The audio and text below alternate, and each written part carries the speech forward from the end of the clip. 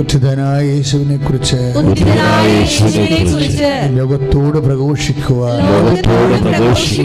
ഞങ്ങളെ സ്വർഗത്തിന്റെ ഉപകരണമാക്കണമേ. ഈ സമയം ധ്യാനം ഓൺലൈനിൽ കൂടുന്ന എല്ലാവരെയും പ്രത്യേകിച്ച് കാലിഫോർണിയയിലെ സെന്റ് മേരീസ് കൊറോണ ഇടവകാംഗങ്ങളെ, അവരുടെ കുടുംബങ്ങളെ, അവരുടെ ജീവിതത്തെ, ജീവിത സാഹചര്യങ്ങളെ പരിശുദ്ധ അമ്മയുടെ മാധ്യസ്ഥത്തിലെ കാരുണ്യത്തിന് സമർപ്പിക്കുന്നു. അമ്മേ പരിശുദ്ധ വികാരിച്ചനായ സജി പുത്തകീരച്ചനെ എല്ലാ സഹപ്രവർത്തകരും, എല്ലാ ഇടവക പ്രവർത്തകരും ശക്തമായി അനുഗ്രഹിക്കണമേ. കൃപാസനത്തിൽ ഇപ്പോഴായിരിക്കുന്നവരും ഓൺലൈനിൽ ശുശ്രൂഷ കൂടുന്നവരും പരിശുദ്ധാത്മാവിൻ്റെ പ്രഭാത അഭിഷേകത്തിലാണ് നമ്മൾ നിൽക്കുന്നത്. നിങ്ങൾ നെഞ്ചത്ത് കൈവെക്കുക. പ്രത്യേക അഭിഷേകത്തിന് വേണ്ടി പ്രാർത്ഥിക്കണം. രോഗികൾ അവരുടെ രോഗത്തിൻ്റെ ബന്ധനങ്ങൾ അവരുടെ കോശങ്ങളിൽ നിന്ന് അഴിഞ്ഞു പോകാൻ വേണ്ടി പ്രാർത്ഥിക്കണം. മരുന്നോ ദേവനോ അല്ല, അങ്ങയുടെ വചനമാണ് അങ്ങയുടെ മക്കളെ സുഖപ്പെടുത്തുന്നത്. കർത്താവെ, സുഖപ്പെടുന്ന വചനത്താൽ അഭിഷേകം ചെയ്യണമെന്ന് പ്രാർത്ഥിക്കുന്നു. കർത്താവെ, ഞങ്ങൾ പാപികളാണെന്ന് അങ്ങയുടെ തിരുസന്നിധിയിൽ ഏറ്റുപറയുന്നു. കർത്താവെ, അങ്ങയുടെ വിശുദ്ധമായ രക്തത്താൽ 1 യോഹന്നാൻ 1:7 പ്രാർത്ഥിക്കുന്നു. യേശുക്രിസ്തുവിൻ്റെ വിശുദ്ധ രക്തം സകല പാപങ്ങളിൽ നിന്ന് മോചിക്കുന്നു. ഏറ്റു പ്രാർത്ഥിക്കുക. കർത്താവായ ദൈവമേ, സകല പാപങ്ങളിൽ നിന്ന് മോചിക്കുന്ന യേശുക്രിസ്തുവിൻ്റെ ആത്മീയ രക്തത്താൽ ഇപ്പോൾ ഞങ്ങളെ അഭിഷേകം ചെയ്യണം. ആരെല്ലാം ഈ ധ്യാന വിശ്വാസത്തോടെ പങ്കെടുക്കുന്നു അവരിലെല്ലാം തളിക്കണമേ. രോഗങ്ങൾ, ബന്ധനങ്ങൾ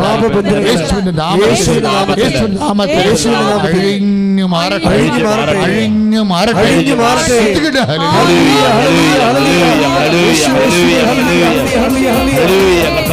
അഭ്യാസം കാണിക്കുക. അതല്ല, ആ വാക്ക് വളരെ അഭിഷേകമുള്ള വാക്കാണ്. എന്താണ്? തിരുക്കരത്താൽ താങ്ങി എന്നെ. പറഞ്ഞേ, തിരുക്കരത്താൽ താങ്ങി എന്നെ തിരുരക്തത്താൽ കഴുകണമേ. ഇത് മനോഹരമാണ്. എനിക്ക് കർത്താവിൻ്റെ തിരുരക്തത്താൽ ലോകത്തെ I uphold you in my victorious right hand. എൻ്റെ വിജയകരമായ ഐസയാ വചനമാണത്. 41:10. എൻ്റെ വിജയകരമായ വലതുകരത്താൽ. ഒന്ന് പറഞ്ഞേ, എൻ്റെ വിജയകരമായ വലതുകരത്താൽ ഞാൻ നിന്നെ താങ്ങും. ഇപ്പൊ വിജയകരമായ വലതുകരമാണ്, തോറ്റകരമല്ല. തോറ്റ നമ്മളെ വിജയിപ്പിക്കാൻ വേണ്ടി അവൻ്റെ കരങ്ങളെ താങ്ങുന്ന കരങ്ങളാണ്. എങ്ങനെയുള്ള കരങ്ങളാണ്? അതായത് ഉയർത്തെഴുന്നേറ്റ് ആണിപ്പെടുതാറുന്ന കരങ്ങൾ.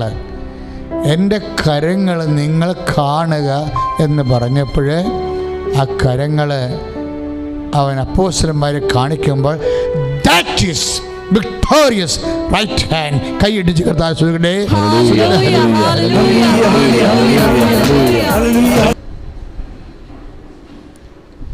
ഓൺലൈനിലുള്ള സഹോദരങ്ങൾ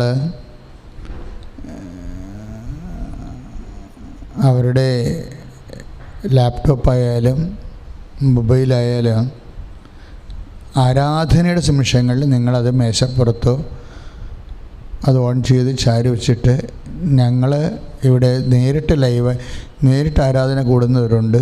അവരുടെ ഡിസ്പോസിഷൻസ്, അവരുടെ പോസ്റ്റേഴ്സൊക്കെ ചിലപ്പോൾ നിങ്ങൾ നിൽക്കും, ചിലപ്പോൾ കൈയടിക്കും. ഇന്നലെ ഒരു എൻജിനീയറിംഗ് സ്റ്റുഡൻറ്റുമായിട്ട് സംസാരിച്ചു. അപ്പോൾ ഞാൻ ചോദിച്ചു, നീ കുർബാനയ്ക്ക് പോകുന്നുണ്ടോ എന്ന് ചോദിച്ചു. അപ്പോൾ അവൾ പറഞ്ഞു, ഓൺലൈനിൽ കൂടുന്നുണ്ടെന്ന് പറഞ്ഞു. ഞാൻ പറഞ്ഞു, മോളെ ഓൺലൈനിൽ കൂടുമ്പോൾ നമ്മളിങ്ങനെ ലാപ്ടോപ്പും വെച്ച് ഇരുന്ന് കൂടണ പോലെ അല്ല കൂടണത്. ഓൺലൈനിൽ ഒരു കുർബാനയ്ക്ക് ദേവാലയത്തിൽ പോകുമ്പോൾ നമ്മളെന്ത് ചെയ്യും? കുളിക്കും ആദ്യം. മിടുക്കനും മിടുക്കിയുമായി സുന്ദരനും സുന്ദരിയുമായിട്ടാണ് പോകുന്നത്. എന്താണ്? കർത്താവിൻ്റെ ആലയത്തിലേക്കാണ് പോകുന്നത്. കർത്താവിൻ്റെ ആലയത്തിലേക്ക്. അപ്പോൾ ഈ ആലയത്തിലേക്ക് നമ്മൾ ഓൺലൈനിലാണ് ഇപ്പോൾ നമ്മുടെ വിശ്വാസം കൊണ്ട് നമ്മൾ സഞ്ചരിച്ചെത്തണത്. അപ്പോഴേ ആ കുർബാന കൂടുമ്പോൾ ഞാൻ പറഞ്ഞ് കുഞ്ഞിനോട് പറഞ്ഞു, എടീ നീ കുർബാന ഉയർത്തുമ്പോൾ മണിയടിക്കുമ്പോൾ മുട്ടേ നിൽക്കണം, മൊബൈൽ വെച്ച് മുട്ടേ നിൽക്കണം. കുമ്പിടുമ്പോൾ കുമ്പിടണം. കാര്യം ഇപ്പോൾ ആൾക്കാരെല്ലാവരും ഇങ്ങനെ ഓൺലൈനിൽ കൂടുന്നുണ്ടോ? പക്ഷേ എങ്ങനെ കൂടണത്? ഇരിക്കണ ഇരിപ്പിൽ ഒറ്റ ഇരിപ്പിരുന്ന് കൂടും. അത് കുർബാന പങ്കെടുക്കുകയല്ല, നമ്മൾ ചുമ്മാ ഒരു കാഴ്ചയാണ്. ആ പ്രോഗ്രാം അറ്റൻഡ് ചെയ്യുക. മാസ് ഒരു പ്രോഗ്രാമല്ല. മാസ് ഒരു ഇൻറ്റിമേറ്റ് ആയിട്ട് കർത്താവുമായിട്ടുള്ള ഒരു സംയോഗമാണ്. ശരിക്കും പറഞ്ഞാൽ അവിടെ നടക്കുന്നത് കാര്യം, എൻ്റെ ശരീരം ഭക്ഷിക്കണവൻ എന്നിലും ഞാൻ അവനിലും വസിക്കുന്നു. അപ്പോൾ അരൂപിലുള്ള കുർബാന സ്വീകരണമെന്ന് പറയണത് ശരിക്കും പറഞ്ഞാൽ വിശ്വസിക്കുന്നവരെ സംബന്ധിച്ചിടത്തോളം നാവിലെ കുർബാന സ്വീകരിക്കുന്ന ഇഫക്റ്റാണ്. രണ്ടിനും ഒരു ഇഫക്റ്റാണ്, അല്ലാതെ ഒരു ഷെയ്ഡ് ഇഫക്റ്റോ സെക്കൻഡ് ഇഫക്റ്റോ അല്ല. കാര്യം കുർബാനയെക്കുറിച്ച് കർത്താവ് സംസാരിക്കുമ്പോഴെല്ലാം വിശ്വാസത്തിൻ്റെ ബേസ്മെൻറ്റിലാണ് സംസാരിക്കുന്നത്. അതായത് വിശ്വസിക്കുന്നവൻ, എന്നിൽ വിശ്വസിക്കുന്നവൻ, അതായത് ഞാൻ അവനിലും അവൻ എന്നിലും വസിക്കും. വിശ്വാസവും വസിപ്പുമായിട്ടാണ് കർത്താവിൻ്റെ വചനത്തിൽ കണക്ട് ചെയ്തിരിക്കുന്നത്. ആരെ വിശ്വസിച്ചാലും അവനിലേക്ക് കർത്താവ് വന്ന് വസിക്കും. പക്ഷേ അതിൻ്റെ അതിൻ്റെ ഓപ്പോസിറ്റ് ആക്ഷൻ എന്താണ്? നമ്മൾ കർത്താവിലും വസിപ്പും. അപ്പോൾ പരസ്പരമായ വസിപ്പാണ് പരിശുദ്ധ കുർബാനയിൽ ഇപ്പോൾ ഓൺലൈനിൽ പങ്കെടുത്താലും ഡയറക്റ്റ് പങ്കെടുത്താലും വരേണ്ടത്. അപ്പോൾ അതുകൊണ്ട് ഡയറക്റ്റ് പങ്കെടുക്കുന്നതിൻ്റെ പ്രെയർ ഡിസ്പോസിഷൻസും പ്രെയർ പോസ്റ്റേഴ്സും എല്ലാം നമ്മൾ കീപ്പ് ചെയ്യണം. കാര്യം നമ്മൾ ബോഡി കൊണ്ടാണ് പ്രാർത്ഥിക്കുന്നത്. എന്നുവെച്ചാൽ ശരീരം കൊണ്ട്. ഇപ്പോൾ മുട്ടേ നിൽക്കുമ്പോൾ അതിനൊരു ഭാഷയുണ്ട്. എളിമയോടും വിനയത്തോടും കൂടിയ ആണ് നമ്മൾ മുട്ടേ നിൽക്കുന്നത്. എഴുന്നേറ്റ് നിൽക്കുമ്പോൾ അതിന് വേറൊരു ഭാഷയുണ്ട്. ഇരിക്കുമ്പോൾ അതിനൊരു ഭാഷയുണ്ട്. എല്ലാം ബൈബിളിലുള്ളതാണ്. അവൻ ഇരുന്നപ്പോഴേക്കും ശിഷ്യന്മാരും അടുത്തെത്തിയെന്ന് പറഞ്ഞാൽ അവൻ ഇരിക്കുമ്പോൾ ജനങ്ങളും ഇരിക്കുക. കടത്തിട്ടാണെങ്കിൽ ജനങ്ങൾ നിൽക്കുകയായിരുന്നു. അവൻ ഇരിക്കുമ്പോൾ ജനങ്ങൾ കരയിൽ നിൽക്കുകയായിരുന്നു. അപ്പം ഇങ്ങനെ ഓരോ സമയത്തും ഈശോ എന്ത് ചെയ്യുന്നു എന്ന് മനസ്സിലാക്കിയിട്ടാണ്, അല്ലെങ്കിൽ ഓരോ സമയത്തും കർത്താവിൻ്റെ സാന്നിധ്യത്തിൽ അവിടെ എന്താണ് സംഭവിക്കണത് അതനുസരിച്ച് നമ്മളുടെ വിശ്വാസം ഡിപ്പോസിറ്റ് ചെയ്ത് കൊടുത്തുകൊണ്ടിരിക്കും. ഓരോ സമയത്തും സംഭവിക്കുന്നതനുസരിച്ച് ചില സമയത്ത് മുട്ടേ നിൽക്കും നമ്മൾ, ചില സമയത്ത് എഴുന്നേറ്റ് നിൽക്കും, ചില സമയത്ത് കൈ ഉയർത്തും, ചില സമയത്ത് കൈ വിരിക്കും. ഇപ്പം നമ്മൾ ഇങ്ങനെ കൈ ഉയർത്തിയാൽ അതിൻ്റെ അർത്ഥം എന്താണ്? അങ്ങയുടെ ഉയർപ്പിൽ ഞങ്ങളെ വിശ്വസിക്കുന്നു. ഇങ്ങനെ കൈ വിരിച്ചാൽ അതിൻ്റെ അർത്ഥം എന്താണ്? അങ്ങയുടെ മരണം ഞങ്ങൾ പ്രഖ്യാപിക്കുന്നു. എല്ലാം വ്യത്യാസമാണ്. ബോഡി ലാംഗ്വേജ് ഭയങ്കര വ്യത്യാസമാണ്. അപ്പോൾ നമുക്ക് അതായത് കൃപാസനത്തിൽ നിന്ന് പറഞ്ഞു തന്നിരിക്കുന്നത് നിങ്ങൾ കൈ വിരിച്ച് ഒരു വിശ്വാസ പ്രമാണം 7 സ്വർഗസ്ഥനായെന്നാണ്. എന്താ കാരണം? ഈ ശക്തി നമ്മൾ ലഭിക്കുന്നത് മരണം പ്രഖ്യാപിക്കുമ്പോഴാണ്. പരിശുദ്ധ കുർബാനയിൽ ഇത് 3 ഉണ്ട്. ഇനി വേറെ ഏറ്റവും വലിയ രസം വെച്ചാൽ അവൻ്റെ വരവ് നമ്മൾ കാത്തിരിക്കുന്നു. അവിടെയാണ് ഇരിപ്പ് വരുന്നത്. ജാഗരം ചെയ്യണ ഒരു ക്രിസ്ത്യാനി ഇരിക്കുകയാണ് ചെയ്യണം. സാധാരണ പഴയ നിയമം പോലെ അങ്ങനെയാണ്. ജാഗരത്തിലിരിക്കുന്നവർ, കർത്താവിൻ്റെ വരവ് കാത്തിരിക്കുന്നവർ ഇരിക്കുകയാണ് ചെയ്യണത്. അപ്പോൾ ദൈവത്തിൻ്റെ വചനം വായിക്കുമ്പോൾ വചനത്തിലൂടെ കർത്താവിൻ്റെ ഒരു വരവുണ്ട്, അത് നമ്മൾ കാത്തിരിക്കും. We are sitting. ഇങ്ങനെ ഓരോ അംശത്തിനും വിശ്വാസത്തിൻ്റെ മഹാപ്രഖ്യാപനങ്ങളുണ്ട്. എൻ്റെ മക്കളെ, ഇത് ദൈവത്തെ അനുഭവിക്കുക, ഇറ്റ് ഇസ് വെരി സിമ്പിൾ. ഒരു കോംപ്ലിക്കേഷനും ഇല്ല. സഭയാണ് തിയോളജിയും ഫിലോസഫിയൊക്കെ പഠിപ്പിച്ച് കോംപ്ലിക്കേറ്റഡായി കളഞ്ഞ്. ബൈബിൾ വളരെ സിമ്പിളാണ്. ചിലപ്പോൾ പൗരോഹിത്യത്തിന് അത് ആവശ്യം ഉണ്ടാകാം. പൗരോഹിത്യത്തിൻ്റെ സ്ട്രക്ചറൽ ബേസായിട്ടുള്ള സർവൈവിങ്ങിന് അങ്ങനെയൊക്കെയുള്ള സംവിധാനങ്ങൾ. പക്ഷേ ജനങ്ങളെ സംബന്ധിച്ചിടത്തോളം ഇതൊരു ആവശ്യമില്ലാത്ത കാര്യമാണ്. നിങ്ങൾക്ക് വേണ്ട എന്താണ്? കർത്താവിനോടുള്ള ആത്മബന്ധം. അവൻ എന്താ ചെയ്തത്? അവൻ ചെയ്തത് എന്താണെന്ന് വെച്ച് കഴിഞ്ഞാൽ, ഒന്ന്, അവൻ മരിച്ചു. അവൻ പീഡ അനുഭവിച്ച് മരിച്ചു. അതാണ് അവൻ ചെയ്തത്, നമ്മുടെ പാപത്തിന് പരിഹാരമായിട്ട്. അപ്പോൾ നമ്മളെന്ത് ചെയ്യും? മുട്ടയിൽ നിന്ന് നമ്മൾ കൈ ഇങ്ങനെ വിരിച്ച് അവൻ്റെ മുമ്പിൽ കാണിക്കും. എന്താ കാര്യം? കർത്താവെ, ഞങ്ങൾ ഐക്യദാർഢ്യം പ്രഖ്യാപിക്കുന്നു. എന്തിനോടാണ്? നിൻ്റെ പീഡാസഹനത്തോടും കുരിശുമരണത്തോടും. അത് നീ ഇങ്ങനെ കൈ വിരിക്കുമ്പോൾ നിൻ്റെ കണ്ണ് നിറയണം. അല്ല, കൈ വിരിക്കുമ്പോൾ അതിൻ്റെ കുഴവേദന എടുക്കണം എന്നല്ല പറയേണ്ടത്. കൈ വിരിക്കുമ്പോൾ എന്താ നമ്മൾ പറയണത്? കർത്താവെ, ഞങ്ങൾ പ്രഖ്യാപിക്കുന്നു. എന്താ പ്രഖ്യാപിക്കണത്? നിൻ്റെ പീഡാനുഭവം. ഈ കൈ ഇങ്ങനെ വിരിച്ച് അവർ വരിച്ച് കുറിച്ച് തറച്ച് ആണിയടിച്ച് നിർത്തിയില്ലേ ഞങ്ങൾക്ക് വേണ്ടി? അത് ഞങ്ങൾ പ്രഖ്യാപിക്കുന്നു. ഞങ്ങൾ ഐക്യദാർഢ്യം പ്രഖ്യാപിക്കുന്നു നിൻ്റെ മരണത്തോട്. സ്തുതിക്കട്ടെ. ഹല്ലേലൂയ. യേശുവേ സ്തോത്രം. ഹല്ലേലൂയ. കർത്താവിൻ്റെ മരണം പ്രഖ്യാപിക്കാൻ ഏറ്റവും സുന്ദരമായ സംഭവമാണ്. നമ്മളോർക്ക് നമ്മൾ നല്ല ആരോഗ്യമായിട്ട് അരക്ക് തേച്ച് പള്ളിയിൽ പോകുമ്പോൾ മാത്രമാണ് മരണം പ്രഖ്യാപിക്കുക. നമ്മളെ കാട്ടിലെ ശ്വാസം മുട്ടി കിടക്കത്തില്ലേ? എനിക്ക് അതായത് വലിവ് വെന്റിലേറ്ററൊക്കെ കിടക്കുന്ന ആൾക്കാർ എന്താ, അവനൊരു ബോധം ഉണ്ടായാൽ മതി. അല്ലെങ്കിൽ അവൻ നേരത്തെ അഡ്വാൻസ് പറഞ്ഞു, കർത്താവേ, എൻ്റെ ബോധം പോകുമ്പോൾ നീ എൻ്റെ ബോധം പോണ കാലത്തും ഞാൻ കാണിക്കുന്ന കാട്ടായങ്ങളെ പ്രാർത്ഥനയായിട്ട് നീ എടുത്തേക്കണമെന്ന് മുൻകൂർ നമ്മൾ അഡ്വാൻസായിട്ട് കെട്ടിവെച്ചേക്കണം. എനിക്കെപ്പോഴും ബോധം പോകില്ലേ? എപ്പോഴായാലും ഇല്ലേ? നമുക്ക് ആർക്കായാലും ബോധം പോകും. അപ്പോൾ പറയണം, കർത്താവെ, ബോധം പോകുന്ന സമയത്ത്, കർത്താവിന് ബോധം പോകുന്ന ഒരു സമയം ഉണ്ടായപ്പോൾ പരിശുദ്ധാത്മാവ് ലാസ്റ്റ് മിനിറ്റിൽ വന്നിട്ട് പറയും, ജീസസ്, കുറച്ച് കഴിയുമ്പോൾ ബോധം പോകും, അതൊക്കെ മുമ്പൊരു കാര്യം പറയാനുണ്ട്, പറയൂ. അപ്പോൾ കർത്താവ് ഇങ്ങനെ മുഴുവൻ ചോര കണ്ണോടുകൂടി ഇങ്ങനെ നോക്കൂ. കർത്താവ് ശ്വാസം കിട്ടണില്ല. കർത്താവിനെ കണ്ണിൽ ഈ മുഴുക്കിരിടത്തിൽ നിന്ന് ഇങ്ങനെ ചോര വാർന്നിട്ട് കണ്ണിലൂടെ ഒഴിട്ട് കണ്ണും കാണാൻ പറ്റില്ല. ഈ കൈ ഇങ്ങനെ ഈ കുരിശിൻ്റെ ഇതിന്മേൽ കെട്ടി വെച്ചിട്ട് അവസാനം ഈ കുരിശ് ഇങ്ങനെ കെട്ടി വെച്ചിട്ട് അവിടുന്ന് ആ കള്ളൻ്റെ കാലെ കെട്ടി വെച്ചിരിക്കുകയാണ്. എന്തൊരു പ്രാകൃതമായ, അതായത് ഈ കുരിശിൻ്റെ അറ്റമില്ലേ, കർത്താവ് ചുവന്ന ആ തണ്ട്, കുരിശിൻ്റെ വിലങ്ങനെയുള്ള തണ്ടിൻ്റെ അറ്റം ആ കള്ളൻ്റെ കാലെ കെട്ടി വെച്ചിരിക്കുകയാണ്. ആ മനുഷ്യൻ എങ്ങാനും മുമ്പോട്ട് കയറിപ്പോയി കഴിഞ്ഞാൽ തന്നെ കാലിടരും. ഇനി കർത്താവ് വീണ് കഴിഞ്ഞാൽ അത് അതിനേക്കാൾ പ്രശ്നം. അപ്പോൾ ഇങ്ങനെ ഇവർ അടിക്കുകയും ചെയ്യും. ഇങ്ങനെ പീഡാനുഭവത്തിൽ നമ്മളിപ്പോൾ വിശുദ്ധ വാരത്തിലാണ്. ഈ വിശുദ്ധ വാരത്തിൽ നമ്മൾ ശരിക്കും കർത്താവിൻ്റെ പീഡാനുഭവങ്ങളെക്കുറിച്ചാണ് നമ്മൾ ധ്യാനിക്കണത്. പക്ഷേ പീഡാനുഭവത്തെക്കുറിച്ച് ധ്യാനിക്കുമ്പോൾ നമുക്ക് അറിയണം, വെറുതെ ഒരു വികാരോജ്വലമായിട്ടുള്ള രീതിയിൽ അല്ല പീഡാനുഭവത്തെ വളരെ ബുദ്ധിപൂർവമായിട്ട് ആണ് നമ്മൾ അപ്രോച്ച് ചെയ്യണത്.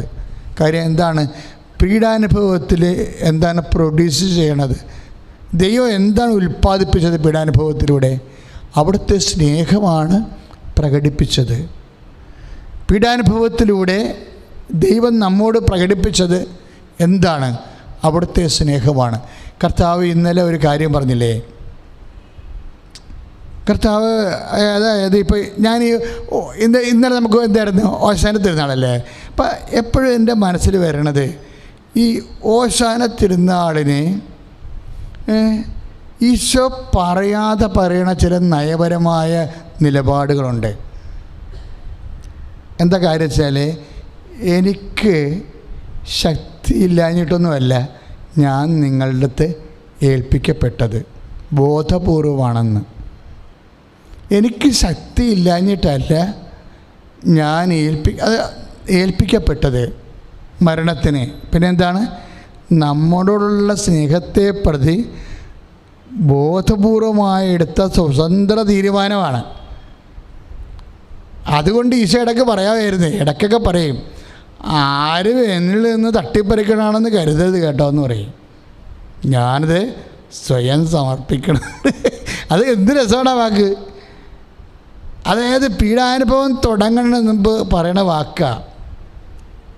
ഗ്രീക്കുകാർ വരുന്നതോടുകൂടിയാണ് പീഡാനുഭവം തുടങ്ങണത്.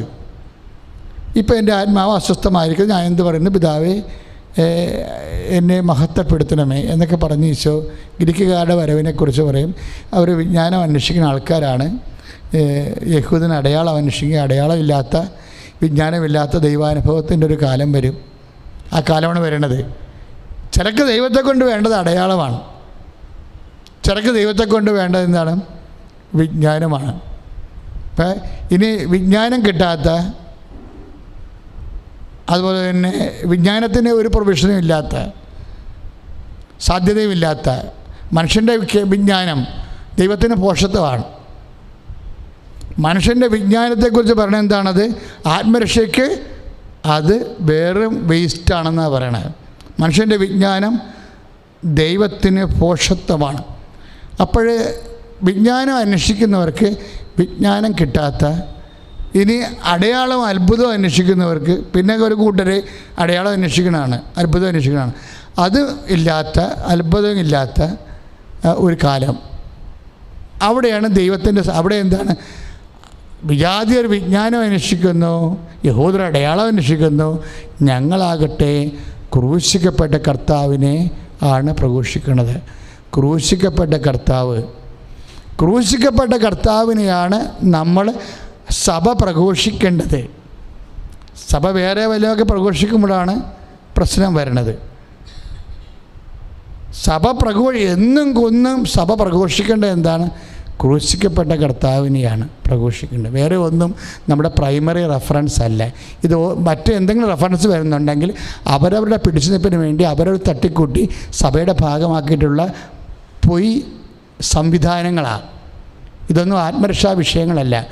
ആത്മരക്ഷാ വിഷയങ്ങൾ ഒന്നേ ഉള്ളൂ. എന്താണ്? ക്രൂശിക്കപ്പെട്ട കർത്താവിനെയാണ് സഭ പ്രഖ്യാപിക്കുന്നത്.